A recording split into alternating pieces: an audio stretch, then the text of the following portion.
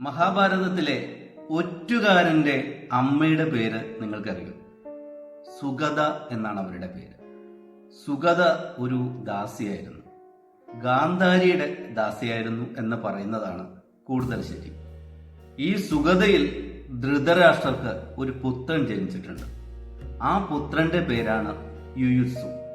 കൗരവരോടൊപ്പം കൊട്ടാരത്തിൽ തന്നെ വളരുകയും അവരനുഭവിച്ച സുഖസൗകര്യങ്ങളൊക്കെ അനുഭവിച്ച് ജീവിക്കുകയും ചെയ്ത ഒരാളാണ് യുയുത്സു. കൗരവരും പാണ്ഡവരും തമ്മിൽ യുദ്ധമുണ്ടായപ്പോൾ കൗരവരെ ഒറ്റുകൊടുത്തുകൊണ്ട് പാണ്ഡവ പക്ഷത്ത് ചേർന്ന് കൗരവർക്കെതിരെ യുദ്ധം ചെയ്ത് കൗരവരുടെ സർവനാശം വരുത്തി ഒടുവിൽ ഇന്ദ്രപ്രസ്ഥത്തിലെ രാജാവായി മാറിയ ആളാണ് യുയുത്സു. ഈ യുയുത്സുവിനെ പെറ്റ അമ്മയാണ് സുഗത. ഏറ്റവും വലിയ ഒറ്റുകാരന്റെ ചതിയന്റെ അമ്മയായി ജീവിക്കേണ്ടി വന്ന ഒരു സ്ത്രീയുടെ മാനസികാവസ്ഥയെക്കുറിച്ച് മഹാഭാരതം വലുതായിട്ടൊന്നും വർണ്ണിച്ചു കണ്ടിട്ടില്ല. മഹാഭാരതത്തിനെ ഇന്റർപ്രറ്റ് ചെയ്യുകയും അന്വേഷിക്കുകയും മഹാഭാരതത്തിനെ കുറിച്ച് കഥകളൊക്കെ പറയുകയും ചെയ്യുന്ന ആൾക്കാരും അധികമൊന്നും പറഞ്ഞു കേട്ടിട്ടില്ല.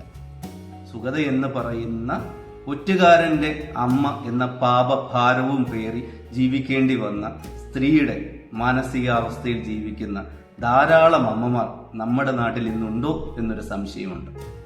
സുഗതമാരുടെ മനസ്സറിയാൻ കഴിയാത്ത മക്കളും സുഗതമാർക്ക് നേരെ അവജ്ഞയോടെ നോക്കുന്ന സമൂഹവുമാണ് നമുക്ക് ചുറ്റുമുള്ളതെന്ന് പലപ്പോഴും തോന്നിയിട്ടുണ്ട്.